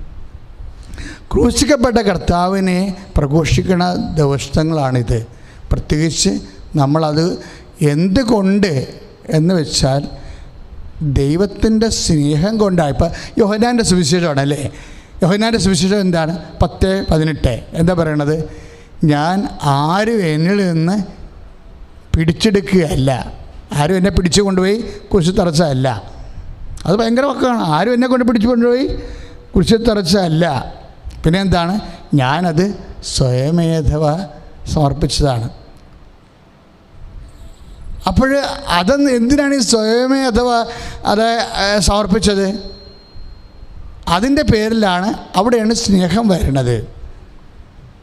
തൻ്റെ ഏകജാതനെ വിശ്വസിക്കാൻ തക്ക വിധം ദൈവം അത്രമാത്രം ലോകത്തെ സ്നേഹിച്ചു. നമ്മൾ 3:16 വായിക്കത്തില്ലേ യോഹന്നാൻ? യോഹന്നാൻ മുഴുവൻ ദൈവസ്നേഹമാണ്. അതായത് തൻ്റെ ഏകജാതനെ വിശ്വസിക്കാൻ തക്ക വിധം, അതായത് ലോകത്തിന് നൽകാൻ തക്ക വിധം. അപ്പോൾ അത് ഒരു father of mad love, you have loved man more than your son. അതായത് ഞാൻ പണ്ട് വായിച്ചൊക്കെ ഇംഗ്ലീഷ് കവിതയാണ്, സൂപ്പർ കവിതയാണ്. O father, God of mad love, you have loved man more than your son, your only son. O ഭ്രാന്തനായ പിതാവേ, നീ നിൻ്റെ ഏകജാതനേക്കാളുപരി മനുഷ്യനെ സ്നേഹിച്ചെന്ന്. അതാണ് എൻ്റെ റീസൺ. ദൈവത്തിൻ്റെ സ്നേഹമാണ് ശരിക്കും പറഞ്ഞാൽ കുരിശ് മരണം. അവിടെ കുരിശിൻ്റെ വഴി നമ്മൾ ഈ ദിവസങ്ങളിൽ പറ്റാത്രയും നടത്തണം. മുറികളിലൊക്കെ ഒറ്റയ്ക്കിരുന്ന് കുരിശിൻ്റെ വഴി മൂളിപ്പാടിക്കൊണ്ടിരിക്കണം. അതിനകത്ത് ഉള്ള വാക്കുകളെല്ലാം നമ്മൾ ഇപ്പോൾ കുരിശിൻ്റെ വഴി നടത്തുമ്പോൾ ഒരു അനുഷ്ഠാനം പോലെയാണ് വരുന്നത്. ഇതൊരു ആസ്വാദനമാണ്. കുരിശിൻ്റെ വഴി ഒരു ആസ്വാദനമാണ്. അനുഷ്ഠാനം എന്നതിനേക്കാൾ ഉപരി ഒരു ആസ്വാദനമാണ്. എന്ന് വെച്ച് കഴിഞ്ഞാൽ, അതായത് കർത്താവിൻ്റെ സ്നേഹം പീഡാനുഭവങ്ങളിലൂടെ അത് പ്രദർശിപ്പിക്കുമ്പോൾ നമ്മൾക്ക് കർത്താവിനോടുള്ള സ്നേഹം നമ്മുടെ ആത്മവിശുദ്ധീകരണത്തിന് വേണ്ടി നമ്മൾ അനുസ്മരിക്കുമ്പോൾ ഉണ്ടാകുന്നതാണ് കുരിശിൻ്റെ ആസ്വാദനമെന്ന് പറയുന്നത്. കുരിശിൻ്റെ ആസ്വാദനം. അപ്പോൾ ഈ കുരിശിൻ്റെ ആസ്വാദനത്തിലൂടെ വല്ലാത്ത ഒരു ആത്മവിശുദ്ധി നമ്മളിലുണ്ടാകും. കാര്യം കർത്താവ് ഇത് പാപത്തിന് പരിഹാരമായിട്ട് ചെയ്താണ്. അപ്പോൾ പാപത്തെക്കുറിച്ച് ഉള്ള പോരാട്ടം രക്തച്ചൊരിച്ചിൽ വരെ ആയാലും കുഴപ്പമില്ല എന്ന നിലപാടാണ് ആദിമസഭയുടെ നിലപാട്. പാപത്തിനെതിരെയുള്ള പോരാട്ടം രക്തച്ചൊരിച്ചിൽ വരെ ആയാലും, അതായത് നമ്മൾ മുറിഞ്ഞാലും നമുക്ക് എന്തെങ്കിലും നഷ്ടപ്പെട്ടാലും. ഇപ്പോൾ പണ്ട് ഒരു മനുഷ്യൻ എൻ്റെ അടുത്ത് വന്നു, അയാളുടെ കുടുംബ പ്രശ്നമൊക്കെ പറയാൻ വേണ്ടി വന്നു. അപ്പോൾ ഞാൻ അയാളുടെ തലയൊക്കെ വെച്ച് പ്രാർത്ഥിക്കുമ്പോൾ ഞാൻ പറഞ്ഞു, ചേട്ടൻ ചാരായം വാറ്റുന്നുണ്ടെന്ന് ചോദിച്ചു. കാര്യം തലയൊക്കെ വെച്ച് പ്രാർത്ഥിക്കുമ്പോൾ ചാരായത്തിൻ്റെ മണം വരും. എന്നുവെച്ചാൽ ഇത് ഒരു വേറെ ലെവൽ വിഷയമാണ്. അയാളെ കുടിച്ചിട്ട് ഒന്നുമല്ല, അയാൾ പക്ക ഫ്രീയാണ്. പക്ഷേ ഈ മാതാവിൻ്റെ സുഗന്ധം എന്ന് പറയണമെന്ന് ചില ആൾക്കാർ പറയത്തില്ലേ, അതുപോലെ തന്നെ പാപത്തിൻ്റെ ഗന്ധം ഒരു മനുഷ്യൻ്റെ തലയൊക്കെ വെച്ച് പ്രാർത്ഥിച്ചാൽ അവന് മാനസാന്തരപ്പെടുത്താൻ ദൈവം ആഗ്രഹിക്കുന്നുണ്ടെങ്കിൽ അവൻ ചെയ്യുന്ന വിഷയത്തെക്കുറിച്ച് ദൈവം നമ്മോട് സംസാരിക്കും. പക്ഷേ എനിക്ക് ആ സമയത്ത് വന്നത് ചാരായത്തിൻ്റെ ഗന്ധമാണ്. അപ്പോൾ ഞാൻ ഉടനെ ചോദിച്ചു, ചേട്ടായി ചാരായം മാറ്റുന്നുണ്ടോ? അപ്പോൾ പറഞ്ഞു, അച്ഛാ 2 പെങ്കൊച്ചുങ്ങളെ കെട്ടിക്കാനുണ്ടോ എന്ന് പറഞ്ഞു. 2 പെങ്കൊച്ചുങ്ങളെ കെട്ടിക്കാനുണ്ടെന്ന് പറഞ്ഞു. അപ്പോൾ എന്നുവെച്ചാൽ വേറെ മാർഗ്ഗം എനിക്കില്ല എന്നാണ് എൻ്റെ പുള്ളി പറയണത്. പക്ഷേ എങ്കിലും ഒരു 2 ആഴ്ചത്തെ പ്രാർത്ഥനയ്ക്ക് പുള്ളി വന്നു കഴിഞ്ഞപ്പോൾ അയാളത് സ്റ്റോപ്പ് ചെയ്ത്. അയാൾക്ക് കാര്യം കർത്താവിൻ്റെ കൃപ ചാരായം കിട്ടുന്ന പോലെയല്ല, കാശ് പോലെയല്ല. കർത്താവിൻ്റെ കൃപ കിട്ടിക്കഴിഞ്ഞാൽ ഇവൻ, അതായത് എന്തെന്നില്ലാത്ത രീതിയിൽ ഇവൻ അനുഗ്രഹിക്കപ്പെടും. അതിന് വഴികളൊന്നുമില്ല, ദൈവത്തിൻ്റെ വഴികളാണ്. ഇപ്പോൾ 20 കോടി, ഇപ്പോൾ കഴിഞ്ഞ ദിവസം ഒരു രസമുണ്ടായി, ഒരു മനുഷ്യൻ സാക്ഷ്യം പറഞ്ഞതാണ്. അതായത് അവരുടെ വീട്ടിൽ കടക്കാർ കയറിയിരിക്കുക, നമ്മുടെ യൂട്യൂബിൽ കിടക്കുന്ന ഒരു സാക്ഷ്യമാണ്. അപ്പം കടക്കാർ ഇറങ്ങണില്ല. അവർ പറയണത്, നിങ്ങളെ ഞങ്ങൾ നാണം കെടുത്തു എന്നാണ് പറയണത്. നാണം കെടുത്തു നാട്ടുകാരൻ പോയി. എന്നിട്ട് ഈ വീട് അവിടെ കയറിയുന്നുണ്ട്. ആരാണ്ട് ഗുണ്ടകളും ഉണ്ടെന്ന് തോന്നുന്നത്. കടക്കാർ, കടം കൊടുക്കുന്നവർ ഗുണ്ടകളെയും കൊണ്ട് വന്നിരിക്കും. എന്നിട്ട് ഗുണ്ടകൾ അവിടെ നിന്നുകൊണ്ട് പൊളിച്ചത്ത് എറിയും. അപ്പോൾ നാട്ടുകാർ വേദിക്കുക ആൾക്കാർ നോക്കുന്നുണ്ട്, ഇത് എന്ത് പരിപാടി ഈ വീട്ടിലെന്ന്. അപ്പോൾ ഈ ഗുണ്ടകൾ കടം കൊടുത്ത ആളവിടെ ഇരിപ്പുണ്ട്, കടം തന്നെ മേടിക്കാൻ വേണ്ടി കുത്തിരിപ്പ് സത്യാഗ്രഹമാണ്. അപ്പോൾ ഗുണ്ടകൾ അവിടെ നിന്നുകൊണ്ട് തെറി പറഞ്ഞുകൊണ്ടിരിക്കുക. അപ്പോൾ എല്ലായിടത്തും ഈ പരിപാടിയുണ്ട്. അപ്പം എല്ലാവരും നോക്കുന്നു. അപ്പം നാണം കെടുകയും, ഈ വീട്ടുകാർ നാണം കെടുകയും. എന്നിട്ട് അവസാനം ഇവർ പറയും, നാളെ വൈകുന്നേരം 4 മണിക്കുള്ളിൽ ഈ വിഷയം എവിടുന്നെങ്കിലും നിങ്ങൾ കിഡ്നി വിറ്റെങ്കിലും ഇത് തീർത്തില്ലെങ്കിൽ ഞങ്ങൾ നിങ്ങളെ വിട്ടു എന്ന് വന്നിരിക്കുകയും. അങ്ങനെയാണ് ഈ വിഷയം അവസാനിക്കുന്നത്. എൻ്റെ ദൈവമേ, എന്ത് ചെയ്യാൻ? കാശ് മേടിക്കാവുന്നില്ലെന്നല്ല, മേടിച്ച് കാലണ കിട്ടാൻ വഴിയില്ല. വന്ന് ഉടമ്പടി. വേറെ എന്താ ചെയ്യണത്? ഇന്നത്തെ മനുഷ്യന് എന്താണ് അവസാന ആദരവ്? ഉടമ്പടിയേ ഉള്ളൂ. അവൻ വന്ന് ഉടമ്പടി ചെയ്തു. അവൻ ഭാര്യയും കൂടി അവിടുന്ന് കരഞ്ഞുകൊണ്ട് വരികയാണ്. വന്ന് ഉടമ്പടി ചെയ്ത് മാതാവിൻ്റെ മുഖത്തോട്ട് നോക്കി, മാതാവേ നാളെ ഞങ്ങളെ വെട്ടിക്കൊല്ലും, ഞങ്ങൾ എന്ത് ചെയ്യും, ആരും ഇല്ലെന്ന് പറഞ്ഞിട്ട് പോയി. എന്നിട്ട് ഇവർ വീട്ടിൽ പോയി. വീട്ടിൽ ചെന്ന് വൈകുന്നേരം ഇവിടെ നമുക്ക് രാവിലെ ഉള്ള പ്രാർത്ഥനയുണ്ട്, പ്രഭാത പ്രാർത്ഥനയിൽ പ്രത്യക്ഷീകരണ പ്രാർത്ഥനയുണ്ട്, പിന്നെ വൈകുന്നേരം ഉടമ്പടി പ്രാർത്ഥനയുണ്ട്. അപ്പോൾ സന്ധ്യയ്ക്ക് ഉടമ്പടി പ്രാർത്ഥന ചെല്ലണ്ടേ? അപ്പോൾ അതിനുവേണ്ടി കുടുംബ പ്രാർത്ഥന ചൊല്ലിക്കൊണ്ടിരിക്കുമ്പോണ്ട് ആ പണ്ടാരങ്ങൾ വിളിക്കാൻ തുടങ്ങി, മിസ് കോൾ വരാൻ തുടങ്ങി. അപ്പോൾ ഇവർക്ക് പ്രാർത്ഥിച്ചിട്ട് കിട്ടണില്ല, പ്രാർത്ഥന കിട്ടണില്ല. കാര്യം പേടിയായിപ്പോയി. പിന്നെ പ്രാർത്ഥന മുഴുവിക്കാൻ കാര്യം അവർ ഇങ്ങനെ വിളിച്ചുകൊണ്ടിരിക്കുകയാണ്. അവർ നിർത്താതെ വിളിച്ചുകൊണ്ടിരിക്കുക. സ്വിച്ച് ഓഫ് ചെയ്താൽ ചിലപ്പോൾ അവന്മാർ ഇവിടെ കൊട്ടേഷനായിട്ട് വരും. സ്വിച്ച് ഓഫ് ചെയ്താൽ അവർക്ക് പ്രകോപനമാകത്തില്ലേ. അവസാനം ഇവരൊരു കണക്കിന് പ്രാർത്ഥന ചൊല്ലി തന്നെ അവസാനിപ്പിക്കും. അതാണ് വിശ്വാസം എന്ന് പറയുന്നത്. ആ പ്രാർത്ഥന ഈ ഗുണ്ടായിസക്കാർ വരെ ഇങ്ങനെ വിളിച്ചുകൊണ്ടിരിക്കുമ്പോഴും ആ പ്രാർത്ഥന ചൊല്ലിയാണ് അവർ അവസാനിപ്പിക്കുന്നത്. ജപമാല ചൊല്ലിക്കഴിഞ്ഞ് അവർ ഉടമ്പടി പ്രാർത്ഥന ചൊല്ലിയിട്ട് പിന്നീട് ഈ ഭാര്യ ഭർത്താവ് അവിടെ നിന്നുകൊണ്ട് വിളിക്കടി എന്ന് പറയും. വിളിക്ക് എന്താണ് കാര്യം, ഭീഷണി കേൾക്കാനാണ്, വിളിക്കാൻ പറയും. ഉടനെ ഭാര്യ വിളിക്കുമ്പോൾ ഉടനെ രാവിലെ വന്ന ആ മനുഷ്യൻ പറയണേ, ഞങ്ങൾ നാളെ നിങ്ങളുടെ വീട്ടിലോട്ട് വരത്തില്ല, നിങ്ങൾക്ക് ഇഷ്ടമുള്ളപ്പോൾ തന്നാൽ മതി, ദൈവം നിങ്ങൾക്ക് കാശ് എപ്പോൾ തരുന്നു അപ്പം തന്നാൽ മതി. രാവിലെ പറഞ്ഞതിന് സോറി. അയ്യോ, അതായത് അമ്മ ഈ വിഷയം ചേഞ്ച് ചെയ്യണ രീതികൾ കണ്ട നമ്മൾ ഞെട്ടിപ്പോവും. അതായത് ഇങ്ങനെ ഒരു മനുഷ്യനെ മാറ്റാൻ പറ്റുമോ? ഇതിൻ്റെ പോംവഴി ഇത് നമ്മൾ ചിന്തിക്കുമോ? ഇങ്ങനൊരു പോംവഴി ഇതിനുണ്ടെന്ന്, ഇങ്ങനൊരു പോംവഴി ഇതിനുണ്ടെന്ന് എങ്ങനെ ചിന്തിക്കും? ചിന്തിക്കത്തില്ല. അപ്പം നമ്മൾക്ക് ചെയ്യാനുള്ള ചെയ്യുമ്പോൾ ദൈവത്തിൻ്റെ മുമ്പിൽ അനേകം വഴികളാണ്. ഇപ്പം ഞാൻ ചേട്ടായി 2 പെമ്മക്കളുണ്ടെന്ന് പറഞ്ഞാൽ കർത്താവിനറിയാവുന്ന 2 പെമ്മക്കളാണെന്ന്. ദൈവം തന്നതല്ലേ ശരിക്കും പറഞ്ഞാൽ. കാര്യം ദൈവം ഇപ്പം ഞാൻ ഒത്തിരി ഗർഭിണികളുടെ കൈവെക്കുമ്പോൾ കർത്താവ് ആണാണോ പെണ്ണാണെന്ന് പറയും. പക്ഷേ നമ്മൾ പറയത്തില്ല അവരോട്. എന്നാലും ഞാൻ 5-8 പേരോട് പറഞ്ഞിട്ടുണ്ട്. അവരിവിടെ സാക്ഷ്യം പറഞ്ഞിട്ടുണ്ട്. അച്ഛൻ കൈവച്ച് പറഞ്ഞ് ഇത് ആൺകൊച്ചാണ് അല്ലെങ്കിൽ ഇത് പെൺകൊച്ചാണെന്ന് പറയും. കാര്യം അവർക്ക് ദൈവത്തോട് ചോദിച്ചത്, അതായത് സംഭവം അവർ ദൈവത്തോട് ചോദിച്ചത് ഒരു പെൺകൊച്ചിനെയാണ് ചോദിച്ചിരിക്കണത്. അപ്പം ഞാൻ കൈവെക്കുമ്പോൾ ഇത് പെൺകൊച്ചാണെന്ന് കർത്താവ് എന്നോട് പറയുമ്പോൾ പരിശുദ്ധാത്മാവ് അവളോട് പറയാൻ പറയും. എന്താ അങ്ങനെ പറയാൻ അതുകൊണ്ടാണ് ഞാൻ പറയേണ്ടി വരണത്. അല്ലെങ്കിൽ ഇതിങ്ങനെ പറയാൻ പാടില്ലല്ലോ. മെഡിക്കൽ സയൻസിൽ പോലും പറയാൻ പാടില്ല. കാര്യം ജെൻഡർ ഈക്വാലിറ്റി ഉള്ളതല്ലേ, പറയാൻ പാടില്ല. കാര്യം പെണ്ണും ആണും ദൈവത്തിൻ്റെ സന്തതിയാണ്. ഒറ്റ ഈക്വൽ പവറും ഈക്വൽ റൈറ്റുമാണ്. അപ്പം നമുക്കങ്ങനെ ഒന്നും പറയാൻ പറ്റില്ല. മനുഷ്യന്മാരാണ് ഓരോ വിഷയം കാണുന്നത്. അപ്പം മനുഷ്യർ കാണുന്നത് കൊണ്ടാണ്, അങ്ങനെ തെറ്റ് കാണുന്നത് കൊണ്ടാണ് അവർക്ക് തെറ്റായിട്ട് സംഭവിക്കുന്നത്. അപ്പോൾ അവരെ സംബന്ധിച്ചിടത്തോളം അപ്പോൾ ഉടനെ അത് അങ്ങനെ പറഞ്ഞു കൊടുക്കുമ്പോൾ അവളുടെ കണ്ണ് നിറയും. എന്താ കാര്യം? ഞാൻ ചോദിച്ചാണല്ലോ ഈശോ തന്നതെന്ന്. അപ്പം അതിൻ്റെ അർത്ഥം എന്താണ്? ഇങ്ങനെയുള്ള കാര്യങ്ങളിൽ പോലും ദൈവം ഇൻട്രസ്റ്റ് ആണെന്നുള്ളതാണ്. നമ്മുടെ ഉദരത്തിൽ ഒരു കുഞ്ഞ് ജനിക്കണത് അതിനെക്കുറിച്ചുള്ള കാഴ്ചപ്പാട് ദൈവത്തിനുണ്ട്. നമ്മൾ ഈ ദൈവവിശ്വാസികളെന്ന് പറഞ്ഞാൽ എന്തിനാണ് അങ്ങനെ പറയണത്? കാര്യം ദൈവം എല്ലാ കാര്യങ്ങൾക്കും ദൈവത്തിന് തീരുമാനങ്ങളുണ്ട്.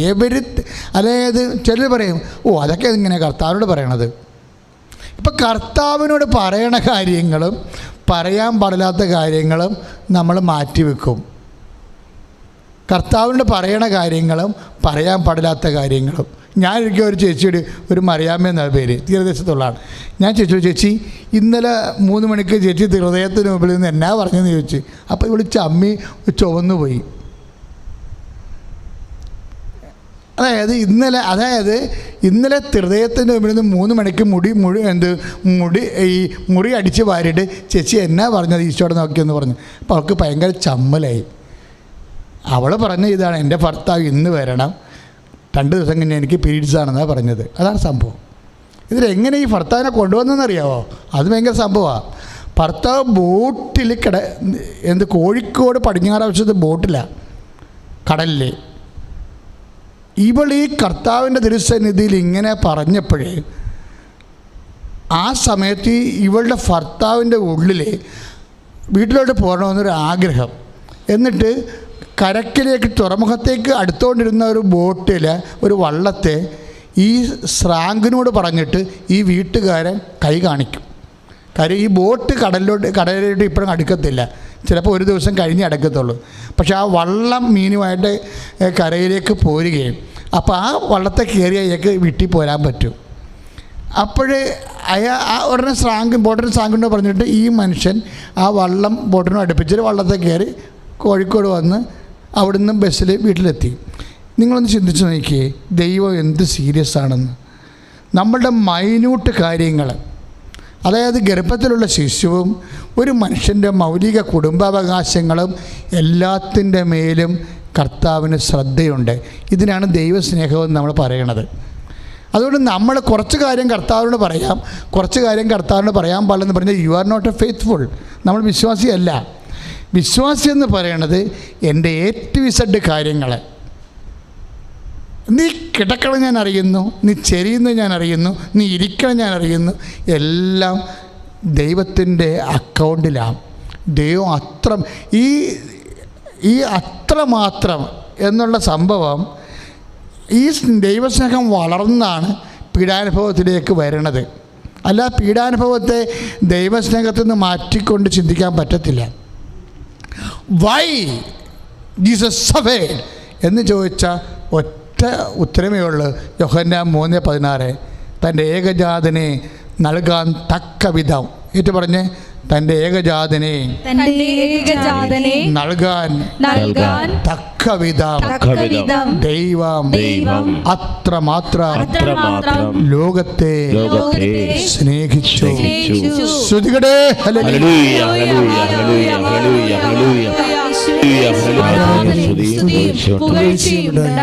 അപ്പോൾ വിശുദ്ധ വാരത്തിൽ നമ്മൾ ധ്യാനിക്കുന്ന എന്തിനെക്കുറിച്ചാണ്? പീഡാനുഭവത്തെക്കുറിച്ചാണ്. പക്ഷേ അതിൻ്റെ കോസ് എന്താ? ദൈവസ്നേഹമാണ്. ദൈവസ്നേഹം എന്ന് പറഞ്ഞാൽ എന്താ? നമ്മുടെ നമ്മുടെ ടെമ്പറേച്ചർ ചേഞ്ച് പോലും കർത്താവിന് അതൊരു വിഷയമാണ്. അതുകൊണ്ട് നമ്മളെന്ത് ചെയ്യും? നമ്മളുടെ ശരീരത്തിൽ വരുന്ന, നമുക്ക് ഈ ശരീരത്തെക്കുറിച്ച് വിശ്വാസം പ്രഖ്യാപിക്കാവേ. അതായത് കർത്താവിൻ്റെ പീഡാനുഭവത്തോട് ചെയ്യും മരണം പ്രഖ്യാപിക്കണം. അങ്ങനെയാണ് മരണം പ്രഖ്യാപിക്കുമ്പോൾ നമുക്കെന്താ ലഭിക്കണത്? ശക്തിയാണ് ലഭിക്കണത്. ഈ മരണം പ്രഖ്യാപിക്കണം. ഇപ്പോൾ നമുക്കൊരു വേദന വന്ന് ഉടനെ നമ്മൾ ആ വേദനയെ കർത്താവിൻ്റെ വേദനയോട് ചേർത്ത് വെച്ചുകൊണ്ട് അത് പ്രാർത്ഥനയാക്കി മാറ്റുന്നത്. എന്നിട്ട് കർത്താവിനോട് പറയും, കർത്താവ് ഇതെൻ്റെ ദൈവസ്നേഹമായിട്ട് നീ വരവ് വെക്കണം, പാപത്തിന് പരിഹാരമാക്കണം. അപ്പോൾ ചിലപ്പോൾ നിനക്ക് പാപം ഉണ്ടായില്ലെങ്കിൽ ലോകത്തിൻ്റെ പാപത്തിന് പരിഹാരമായിട്ട് കാഴ്ചവെക്കണം. അങ്ങനെയാണ് നമ്മൾ കുരിശിനോട് ഐക്യപ്പെടുന്നത്. ഒന്ന് പ്രാർത്ഥിക്കുക. കർത്താവേ, എൻ്റെ പീഡാനുഭവങ്ങളെ അങ്ങയുടെ പീഡാനുഭവങ്ങളോട് ചേർത്ത് വെച്ച് എൻ്റെ വിശുദ്ധിക്കും ലോകത്തിൻ്റെ പാപത്തിനും പരിഹാരമാകുവാൻ എന്നെ ഉയർത്തണമേ. ശ്രദ്ധിക്കട്ടെ. ആരാധന ശ്രദ്ധിക്കട്ടെ. കർത്താവേ, സ്നേഹിച്ച് പ്രാർത്ഥിക്കുന്നു. കർത്താവേ, എന്റെ ഈശോയെ, ഞങ്ങളുടെ നിയോഗങ്ങള് കർത്താവേ, അപ്പോൾ കാര്യങ്ങളുണ്ട്. കർത്താവിനെ ക്രൂശിക്കാനും അകപ്പെടുത്താൻ ആഗ്രഹിച്ചവർ അവിടെ നിസ്സഹായ അവസ്ഥ പറയുന്ന കുറേ ഭാഗങ്ങൾ ബൈബിളിലുണ്ട്. അതിലൊന്ന്, നമുക്കൊന്നും ചെയ്യാൻ പറ്റണില്ല. 12:19 യോഹന്നാൻ്റെ സുവിശേഷം. നമുക്കൊന്നും ചെയ്യാൻ പറ്റണില്ല അവൻ്റെ അടുത്ത്. എന്താ കാര്യം? ലോകം മുഴുവൻ അവൻ്റെ പിന്നാലെ പോയി കഴിഞ്ഞു. ഹോശാന ഒരു പ്രഖ്യാപനമാണതേ. ഹോശാനയുടെ പ്രഖ്യാപനം എന്താണ്? എനിക്ക് കഴിവില്ലാഞ്ഞിട്ടല്ല. അതെന്താണ്? നമ്മൾ ആദ്യം പറഞ്ഞ 10:18 ഞാൻ സ്വമേധയാ സമർപ്പിക്കുകയാണ്. ആൾബലമുണ്ട്, കഴിവുണ്ട്, ശക്തിയുണ്ട്. ഇതെല്ലാം ഉണ്ടായിട്ടും അതാണ് ഇവർ പറയണത്. 12:19 യോഹന്നാൻ പറയണത് എന്താണ്? നമുക്കൊന്നും ചെയ്യാൻ പറ്റണില്ലല്ലോ. അവൻ്റെ മേൽ ഒരു മണ്ണ് കിള്ളി ഇടാൻ പറ്റണില്ല. എന്താ കാര്യം? ലോകം മുഴുവനും. ലൂക്കായൊക്കെ ഈ കാര്യം പറയുമ്പോൾ അവൻ ജെറുസലേമിലെത്തിയപ്പോൾ ഈ നഗരം ഇളക്കി വശായെന്നാണ്. എന്നിട്ട് ജനക്കൂട്ടം പറഞ്ഞെന്നാണ് പറഞ്ഞു. ജനക്കൂട്ടം പറഞ്ഞു, ദിസ് ഈസ് പെർഫെക്റ്റ് എന്ന് പറയും. എന്താണ്? ഇസ്രായേലിൻ്റെ പ്രവാചകനെന്ന്. അവർക്ക് അന്ന് അത്രയും അറിയാൻ പാടില്ല. പക്ഷേ ജനക്കൂട്ടം മുഴുവൻ അവരുടെ കൂടെ. അപ്പം ജനക്കൂട്ടം. അതുകൊണ്ടാണ് മറ്റ് ഫരിസേയർ പറയണത്, നമുക്കൊന്നും ചെയ്യാൻ പറ്റത്തില്ല. എന്താ? ഒരു മണ്ണ് കിള്ളി അവൻ്റെ മേൽ ഇടാൻ പറ്റത്തില്ല. എന്താ കാര്യം? ലോകം മുഴുവൻ അവൻ്റെ പിന്നാലെ പോയി കഴിഞ്ഞുവെന്ന്. അത് 12:19. അതെല്ലാം എന്തിൻ്റെ പ്രഖ്യാപനങ്ങളാണ്? വിക്കേറിയസ് സഫറിങ്ങിൻ്റെ പ്രഖ്യാപനങ്ങളാണ് ഇതെല്ലാം. എന്താണ് ഇത്?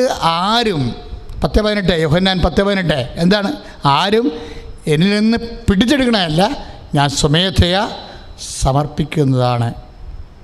കർത്താവ് ചോദിക്കുന്നുണ്ടല്ലോ, see I was always with you in your church. നിൻ്റെ സിനഗോഗിൽ ഞാൻ മൊത്തം ഉണ്ടായില്ലേ, തൊട്ടാ നീ എന്നെ തൊടുകയില്ല. എന്നാ ഇന്നലെയൊക്കെ അവസാനൊക്കെ എന്നാ പറഞ്ഞത്? ഭയങ്കര വർത്തമാനമാണ് പറഞ്ഞത്. കൂടെ ഉണ്ടായിരുന്നില്ല കുറേ മൊത്തം ദിവസങ്ങളില്ല, ഞാൻ ഈ ദിവസങ്ങളിലൊക്കെ ദേവാലയത്തിൽ നിങ്ങളുടെ കൂടെ ഉണ്ടായില്ലേ, നിങ്ങൾ തൊട്ട എന്നെ തൊടുകയില്ല. ഇപ്പം 22:53 വായിക്കണമെന്ന് ഇപ്പോൾ വിശുദ്ധ ലൂക്കായുടെ സുവിശേഷത്തിൽ, അതായത് നിങ്ങളുടെ കൂടെ എല്ലാ ദിവസവും ഞാൻ ദേവാലയത്തിൽ ഉണ്ടായിരുന്നല്ലോ എന്ന് നിങ്ങളെങ്ങനെ തൊട്ടോ? തൊടുകയില്ല. എന്തൊരു വെല്ലുവിളിയാണ്, തൊടുകയില്ല. പക്ഷെ ഇത് അപ്പായി നിങ്ങൾക്ക് ഏൽപ്പിച്ചിരിക്കുന്ന സമയമാണ്. You take your time. എന്ത് മിടുക്കായിട്ടാണ് സംസാരിക്കണത്. പക്ഷെ ഈ സമയം അപ്പായി, അതായത് നിങ്ങളുടെ കൂടെ ഞാൻ എല്ലാ ദിവസവും ദേവാലയത്തിലുണ്ടായിരുന്നല്ലോ, നിങ്ങളെന്നെ തൊട്ടോ പിടിച്ചോ? പിടിക്കത്തില്ല. പക്ഷേ ദിസ് ടൈം, ഈ സമയം അപ്പായി എന്നെ നിങ്ങൾക്ക് ഏൽപ്പിച്ചു തന്നിരിക്കുന്ന സമയമാണ്. അവിടെ ആരാണ്? അപ്പായാണ്. അപ്പായുടെ ആഗ്രഹപ്രകാരം ഞാൻ സമർപ്പിതനായത് കൊണ്ടാണ് എനിക്ക് ഈ പീഡാനുഭവം ഞാൻ ഏറ്റെടുക്കുന്നത്. അപ്പം സ്വന്തം ഇഷ്ടത്താലാണ് ഈശോ ഈ പീഡാനുഭവം ഏറ്റെടുത്തിരിക്കുന്നത്. അതിൻ്റെ കാരണമാണ് ഞാൻ പറഞ്ഞുകൊണ്ടിരിക്കുന്നത്. എന്താ കാരണം? നമ്മളോടുള്ള സ്നേഹമാണ്. എൻ്റെ മക്കൾ, അത് വെച്ചാണ് അനുതാപം വരേണ്ടത്. അല്ലാതെ കർത്താവിൻ്റെ പീഡാനുഭവം നമുക്ക് അനുതാപമാക്കി മാറ്റേണ്ടത് എങ്ങനെയാണത്? ഈശോ അത് ചെയ്തിരിക്കുന്നത് ഔട്ട് ഓഫ് ലവ് ആണ്. പക്ഷേ ഇത് നിങ്ങൾക്ക് അഭിഷേകമാകുന്നില്ലെങ്കിൽ അനുതാപം ഉണ്ടാകത്തില്ല, അല്ലെങ്കിൽ ഒരു അറിവായിട്ട് നിൽക്കും. അറിവ് അഭിഷേകമാകണമെന്നുണ്ടെങ്കിൽ അതിൽ ദൈവസ്നേഹം, വിശ്വാസം, പ്രത്യാശ 3 കാര്യങ്ങൾ വേണം. ആ അറിവ് അഭിഷേകമായി മാറണമെന്നുണ്ടെങ്കിൽ ആന്തരിക ബോധ്യം ഉണ്ടായിട്ട് ബോധ്യം സാക്ഷ്യമായി മാറണമെന്നുണ്ടെങ്കിൽ ഈ അഭിഷേകമില്ലാതെ സാക്ഷ്യം ഉണ്ടാകത്തില്ല. അപ്പോൾ സാക്ഷ്യമായി മാറണമെങ്കിൽ ആദ്യം എന്ത് പറയണം? ഈ അറിവിന് വിശ്വാസം, പ്രത്യാശ, ദൈവസ്നേഹം അതിൽ നിറയുമ്പോഴാണ് അറിവിന് മെറ്റാബോളിസം സംഭവിക്കുന്നത്. പചന പ്രക്രിയ എന്ന് അച്ഛൻ പറയും. പചന പ്രക്രിയ അത് ആത്മാവിൻ്റെ ഭാഗമായിട്ട് മാറും. അത് ദൈവസ്നേഹത്തിലാണ് വരണത്. നമുക്ക് അറിവുണ്ട്. പലർക്കുമുള്ള പ്രശ്നം വെച്ച് കഴിഞ്ഞാൽ ഒരു ഫാക്കൽറ്റിയെ വർക്ക് ചെയ്യുന്നുള്ളൂ. എന്താണ്? Intellectual faculty. വേറൊരു ഫാക്കൽറ്റി ഉണ്ട്, ഹാർട്ടിൻ്റെ അതായത് ഇവിടെ ഇമോഷൻ കൺവിഷൻ നമുക്ക് തന്നെ അവിടെയാണ്. നമുക്ക് കിട്ടിയിരിക്കണം മുഴുവൻ നമ്മളിപ്പോൾ പറയുന്ന പീഡാനുഭവം എല്ലാം ഇൻ്റലക്ച്വൽ ലെവലിലാണ് നമ്മൾ സംസാരിക്കുന്നത്. അതായത് പക്ഷേ ഇതുകൊണ്ട് അനക്കമൊന്നും ഉണ്ടാകത്തില്ല. കുറച്ച് അറിയാവുന്ന മാത്രമേ ഉള്ളൂ. അറിവ് അനുഭവം ഉണ്ടായ അനുഭവം, ബോധ്യം ഉണ്ടായ ബോധ്യം, സാക്ഷ്യം ഉണ്ടാകണം, സാക്ഷ്യം സന്തോഷമാക്കണം, സന്തോഷം സ്വർഗമാക്കണം. ഇങ്ങനെയത് കിടക്കണത്. ഇത് സ്വർഗം വരെ എത്തേണ്ട ഈ സംഭവം. ഈ വണ്ടി ആലപ്പുഴ വരെ പോകേണ്ട കാര്യമല്ല. ഇതെങ്ങനെ പോകണം? സ്വർഗം വരെ പോകേണ്ടതാ. യേശുക്രിസ്തുവിനെ കുറിച്ചുള്ള അറിവ്, ഏക സത്യമായ നിന്നെയും നീ അയച്ച യേശുക്രിസ്തുവിനെയും അറിയുകയാണ്. പരിശുദ്ധ പരമ ദിവ്യകാരുണ്യത്തിന് ഇപ്പം നമ്മൾ 17:3 വായിക്കുന്നത് അറിവാണ്. യേശുക്രിസ്തുവിനെ കുറിച്ചുള്ള ബുദ്ധിപരമായ അറിവ്, ഹൃദയം കൊണ്ട് സ്നേഹിച്ചറിയണ അറിവ്, വൈകാരികമായ അറിവ്, ബൗദ്ധികമായ അറിവ്. ഈ 2 അറിവും കൂടി ചേരുമ്പോൾ എന്ത് സംഭവിക്കും? അറിവ് അനുഭവം ഉണ്ടാക്കും. അനുഭവം ഉണ്ടാക്കണമെങ്കിൽ എന്ത് ചെയ്യണം? വൈകാരികമായ അറിവ് കൂടി വേണം. ബുദ്ധിപരമായ ദൈവം ഏകനാണെന്നൊക്കെ പറഞ്ഞിട്ട് കാര്യമില്ല. വൈകാരികമായ അറിവെന്ന് പറഞ്ഞാൽ അത് വിശ്വാസം, പ്രത്യാശ, സ്നേഹമൊക്കെ വരണത് അങ്ങനെയാണ്. അത് ഈ അറിവിനൂടെ ചേർക്കുമ്പോഴാണ് അറിവ് അനുഭവം ഉണ്ടാക്കും. അനുഭവം എന്തുണ്ടാക്കും? പിന്നെ ബോധ്യം ഉണ്ടാക്കും. ബോധ്യം എന്തുണ്ടാക്കും? സാക്ഷ്യം ഉണ്ടാക്കും. സാക്ഷ്യം എന്തുണ്ടാക്കും? സന്തോഷം ഉണ്ടാക്കും. സന്തോഷം എന്തുണ്ടാക്കും? സ്വർഗം ഉണ്ടാക്കും. അങ്ങനെ പോണത്. അപ്പോൾ യോഹന്നാൻ 17:3 എന്താണ്? ഏകസത്യദേവമായ നിന്നെയും നീ യേശുക്രിസ്തുവിനെ അറിയുകയാണ് നിത്യജീവൻ. നിത്യജീവൻ അറിവാണ്. ആദ്യം ആ അറിവ് നമുക്ക് ബുദ്ധി തരും. പിന്നെ നമുക്ക് വൈകാരികമായ ബോധ്യം കിട്ടും. അപ്പോൾ നമുക്ക് അനുഭവം ഉണ്ടാകും. അനുഭവമാണ് നമുക്ക് സാക്ഷ്യം തരണത്. സാക്ഷ്യം എന്താ തരണത്? സന്തോഷമാണ്. സാക്ഷ്യം ഒരിക്കലും തരണ സഹനമായിരിക്കും ശരിക്കും പറഞ്ഞാൽ. പക്ഷെ ബൈബിൾ പറയും സാക്ഷ്യം സന്തോഷം തരുമെന്ന്. അതാണ് അഭിഷേകം എന്ന് പറയുന്നത്. സാക്ഷ്യം തരണത് സഹനമാണ് സാക്ഷികളെ സൃഷ്ടിക്കുന്നത്. പക്ഷേ സാക്ഷിയുടെ ആന്തരിക അനുഭവം എന്താണ്? സന്തോഷമാണ്. അതുകൊണ്ട് പൗലോസ് പറയും, ഞങ്ങൾ അടുത്ത നഗരത്തിലേക്കും പോകണം, അവിടെയും സഹനമാണ് ഞങ്ങളെ കാത്തിരിക്കുന്നത്. യേശുക്രിസ്തുവിനെ പ്രതി സഹിക്കാൻ കഴിഞ്ഞതിൽ സന്തോഷിച്ചുകൊണ്ട്. അങ്ങനെ ഒരു വചനമുണ്ട്, 5:11 തോന്നുന്നത്, 31. അപ്പോസ്തല പ്രവർത്തനം 5:31 എന്താണ്? യേശുക്രിസ്തു ഏറ്റു പറഞ്ഞ യേശുക്രിസ്തുവിനെ പ്രതി സഹിക്കാൻ കഴിഞ്ഞതിൽ സന്തോഷിച്ചുകൊണ്ട്. അപ്പം സഹനം എന്താ തരേണ്ടത്? പീഡാനുഭവം എന്താ തരേണ്ടത്? സങ്കടമാണ് തരേണ്ടത്, അല്ലേ? വ്യസനമാണ് തരേണ്ടത്. പക്ഷേ സഹനം എന്താ തന്നിരിക്കണത്? സന്തോഷം. അതാണ് അഭിഷേകം എന്ന് പറയണത്. അതുകൊണ്ട് അത് 5:31. അപ്പോൾ 41. അതായത് അപ്പോസ്തലന്മാർക്ക് കൊണ്ട് ആദിമ സഭയ്ക്ക് ഉണ്ടായത് എന്താണ്? സഹനം ഉണ്ടായിരുന്നു. പക്ഷെ അവർക്ക് എന്തുണ്ടായിരുന്നു? ഈ നടപടി പുസ്തകം 5:41 പറയണത് യേശുക്രിസ്തുവിനെ പ്രതി, വേറെ ആൾക്കാരെ പറഞ്ഞിട്ട് കാര്യമില്ല. Frame of reference single person Jesus ക്രൈസ്റ്റാണ്. യേശുക്രിസ്തുവിനെ പ്രതി സഹിച്ചാൽ അതിൻ്റെ നെറ്റിഫൈഡ് റിസൾട്ട് എന്താണ്? സന്തോഷമാണ് ഉണ്ടാകുന്നത്. അപ്പോഴേ ക്രിസ്തുവിൻ്റെ ഉള്ളിൽ എന്താ ഉണ്ടായിക്കൊണ്ടിരുന്നത്? സന്തോഷമാണ്. പീഡാനുഭവ സമയത്ത് സന്തോഷം. അവൻ്റെ പീഡാസമയത്ത് ഭയങ്കര സന്തോഷമായിരിക്കുമെന്ന് പണ്ട് ഐസയ പറഞ്ഞിട്ടുണ്ട്. അവൻ്റെ പീഡാനുഭവം 10, അതായത് അവിടുന്നാണ് അവനെ ക്ലേശങ്ങൾക്ക് വിട്ടുകൊടുത്തത്. അതാണ് സംഭവം. അതാണ് ഈശോ പറഞ്ഞത്, ഇത് നിങ്ങളുടെ സമയമാണ് എന്ന് പറഞ്ഞില്ലേ? 12:19 യോഹന്നാൻ. ഞാൻ ദേവാലയത്തിലുണ്ടായിരുന്നല്ലോ എല്ലാ ദിവസവും, നിങ്ങളെന്നെ തൊട്ടില്ല, പക്ഷെ ഇത് നിങ്ങളുടെ സമയമാണ്. അതിനെക്കുറിച്ചാണ് ഐസയ പറയണത്. എന്താ കാര്യം? ഇത് നിങ്ങളുടെ സമയമാണെന്ന് പറഞ്ഞാൽ എൻ്റെ അപ്പ നിങ്ങൾക്ക് വേണ്ടി അനുവദിച്ചു തന്നിരിക്കുന്ന സമയമാണ്. അതാണ് ഐസയ 10 പറയണത്, 53:10 പറയണത്. അവിടുന്നാണ് ഏറ്റു പറഞ്ഞേ, അവനെ ക്ലേശങ്ങൾക്ക് വിട്ടുകൊടുത്തത്. അപ്പോഴേ അവിടുന്നാണ് ക്ലേശങ്ങൾക്ക് വിട്ടുകൊടുക്കുമ്പോൾ അപ്പയെ പ്രതിയാകുമ്പോൾ ഓട്ടോമാറ്റിക് ഈശോക്ക് എന്നാ ഉണ്ടാകണത്? സന്തോഷമാണ് ഉണ്ടാകണത്. അത് അതിൻ്റെ അടുത്ത വരി പാപപരിഹാര ബലിയായി. ഏറ്റു പറഞ്ഞേ, പാപപരിഹാര ബലിയായി. അപ്പം എന്തിനാണ് ഇങ്ങനെ ഏറ്റുകൊടുക്കുന്നത്? പാപപരിഹാര ബലിയായി. പാപപരിഹാര ബലിയായി. ഏറ്റു പറഞ്ഞേ, പാപപരിഹാര ബലിയായി. തന്നെ അർപ്പിക്കുമ്പോൾ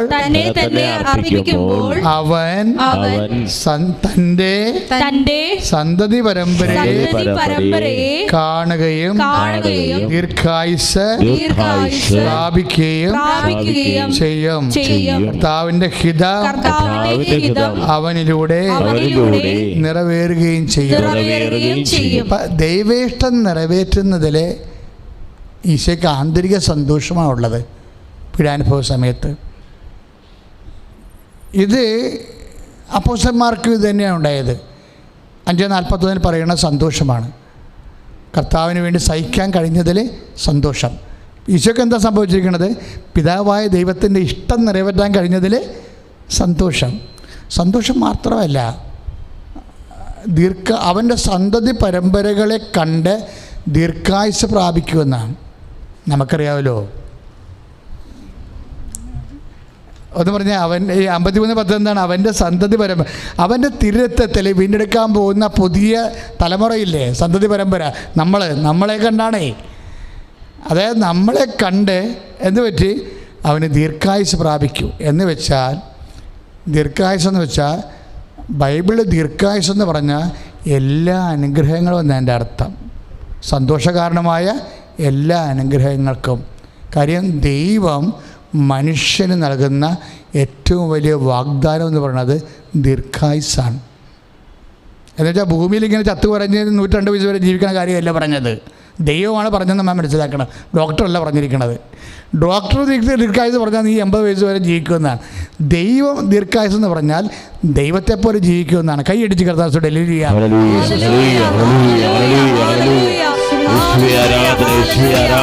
ഉടമ്പടി വെച്ചപ്പോൾ ആദ്യം നൽകിയ അനുഗ്രഹം എന്താ?